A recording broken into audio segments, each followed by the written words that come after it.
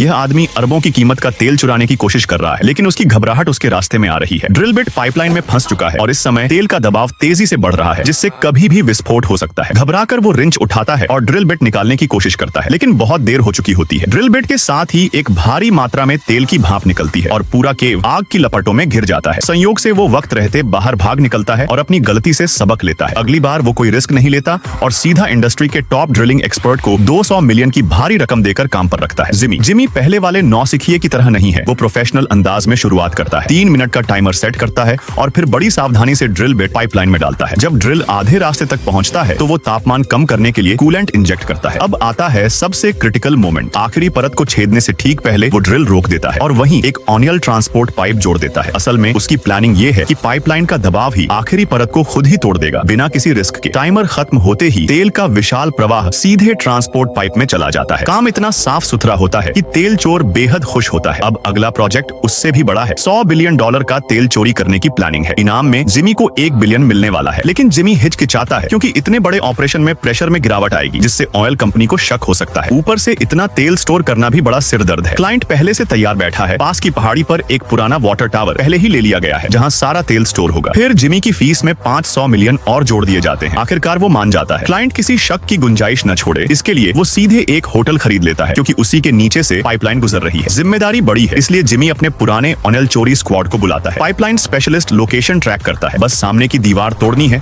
और करीब 50 मीटर का टनल खोदना है। लेकिन मुश्किल तब आती है जब सिर्फ 10 मीटर खोदने पर एक पत्थर की परत सामने आ जाती है, जिसे आम फावड़े से नहीं तोड़ा जा सकता। जिमी तुरंत डिसाइड करता है कि इम्पैक्ट ड्रिल इस्तेमाल करनी होगी, मगर इससे जोरदार शोर होगा जो ऊपर होटल में ठहरे मेहमानों को सतर्क कर सकता है। तभी अचानक होटल में एक पुलिस अफसर पेट्रोलिंग के लिए आ जाता है।